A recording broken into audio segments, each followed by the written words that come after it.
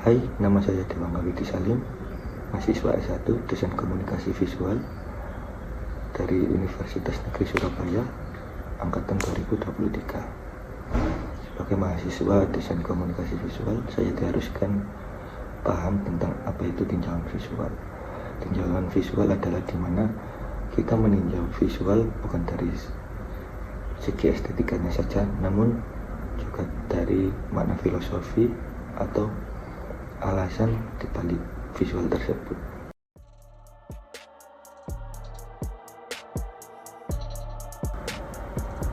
Indonesia merupakan negeri kepulauan terbesar di dunia dan tengah berada pada persimpangan sejarah. Menjelang 1 abad kemerdekaannya, yakni pada tahun 2045, pemerintah menggagas sebuah visi besar, yakni Indonesia Emas 2045. Yaitu impian menjadikan Indonesia menjadi sebagai negara maju, berdaulat secara ekonomi, dan berdaya saing global. Dengan populasi lebih dari 270 juta jiwa dan kekayaan sumber daya yang melimpah, Indonesia memang memiliki fondasi untuk mewujudkan impian tersebut. Namun pertanyaannya, seberapa realistis cita-cita ini di tengah persoalan yang masih membelenggu bangsa ini?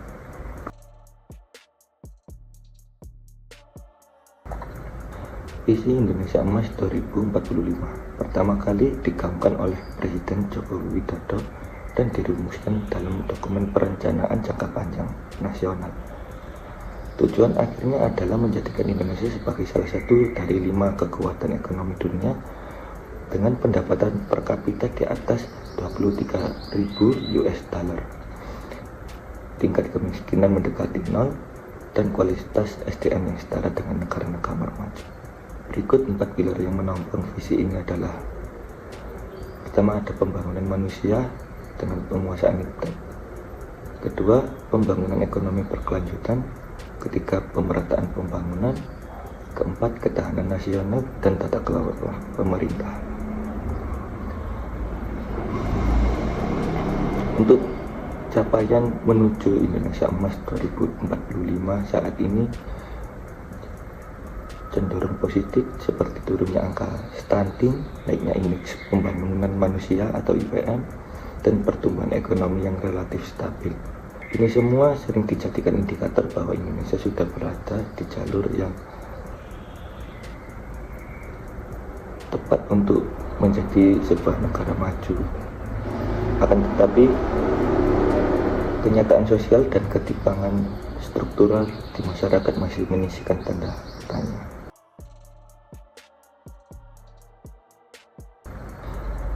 Salah satu ironi utama dari visi Indonesia Maju adalah bahwa pembangunan belum sepenuhnya merata. Ketimpangan antara desa dan kota, pusat dan daerah, serta antara elit masyarakat bawah sangat ketara, sangat terlihat. Salah satunya adalah fondasi yang menopang sistem demokrasi modern di Indonesia hari ini adalah kapitalisme pasar bebas, yang mengatakan bahwa kita hidup dalam sistem jika kau bekerja keras, kau bisa menjadi siapapun yang kau inginkan. Namun, bagaimana dengan mereka yang bekerja sepanjang hidupnya, namun tetap miskin dan tidak pernah naik kelas? Beberapa contoh dari narasi tersebut ialah buruh pabrik. Buruh pabrik yang bekerja 12 jam sehari selama puluhan tahun masih tinggal di rumah kontrakan dan sulit membayar sekolah anak. Selanjutnya ada petani yang panennya tidak dihargai kalah oleh harga impor, tetap harus dibebani pupuk dan pajak. Selanjutnya ada ojek online dan pekerja informal yang bekerja tanpa jaminan, tanpa cuti, tanpa pensiun, hanya demi bisa bertahan hidup hari ke hari.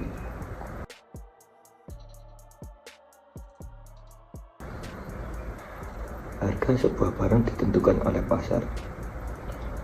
Terus bagaimana dengan pendidikan dan kesehatan? Apakah itu hak atau hanya komoditas?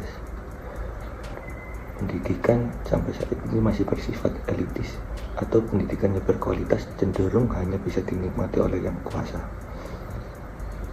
Sementara yang miskin harus berjuang lebih keras atau malah tertinggal karena sistem yang sepenuhnya tidak adil. Di saat yang sama, banyak guru honorer yang bergaji di bawah UMR dan fasilitas pendidikan di daerah tertinggal sangat memprihatinkan. Dalam sektor kesehatan sendiri, meskipun BPJS diterapkan secara nasional, akses layanan medis yang berkualitas masih timpang. Rakyat miskin seringkali harus menghadapi birokrasi berbelit atau menunggu berhari-hari hanya untuk mendapatkan layanan dasar.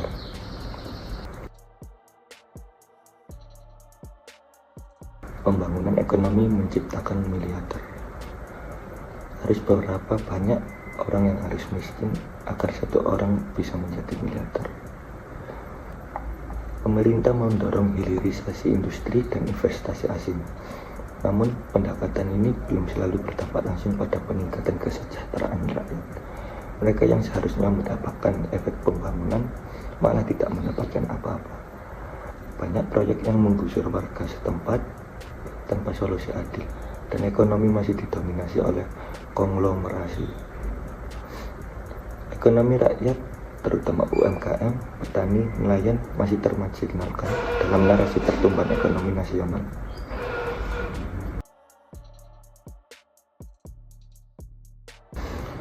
Korupsi masih menjadi sebuah penyakit yang kronis atau parah-parahnya. Indeks persepsi korupsi Indonesia pada 2023 menurun ke skor 34/100. Transparansi internasional. Banyak kebijakan yang berubah-ubah, minim transparansi atau bahkan tidak berpihak pada rakyat. Contohnya seperti revisi UU KPK, pelemahan lembaga pengawasan, hingga perizinan tentang tambang di wilayah adat. Indonesia sering dipuji sebagai negara ekonomi terbesar di Asia Tenggara, penuh potensi, sumber daya yang melimpah, dan sedang menuju status negara maju. Narasi-narasi ini sering kita dengar di pidato-pidato, debat politik, dan media.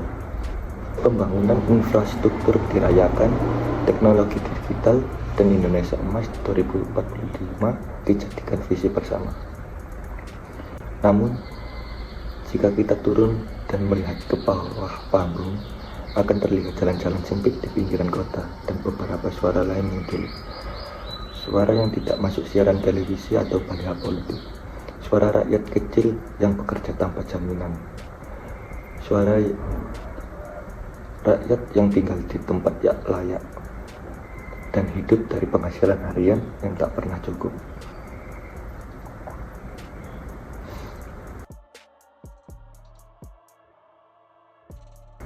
Bukan karena tak ada uang, tapi karena kemakmuran hanya milik segelintir orang, sedangkan sisanya hanya penonton dari pembangunan yang katanya untuk semua. Di kota besar ada mall baru tiap bulan, tapi rakyat di pinggiran harus gali sumur sendiri dan cari kayu bakar karena gas yang tak terjangkau. Ini bukan soal mental malas, rakyat kecil adalah pekerja paling keras. Tapi sistem ekonomi dan politik menempatkan mereka pada posisi yang terus kalah dan dikorbankan. Mereka tidak mentah gratis. Mereka hanya ingin tidak dihukum karena miskin. Mereka tidak anti pembangunan. Mereka hanya ingin tidak serta-merta. Mereka tidak minta dijadikan sebuah tokoh. Mereka hanya ingin mereka tidak dilupakan. Negara maju bukan hanya tentang angka GDP atau pencakar langit, melainkan soal keadilan sosial, penghormatan terhadap hak asasi, dan kesejahteraan kolektif. Karena jika rakyat kecil terus tertinggal dan dihukum karena miskin, maka semua pembangunan hanya akan menjadi dekorasi untuk sebuah luka yang tak pernah benar-benar sembuh.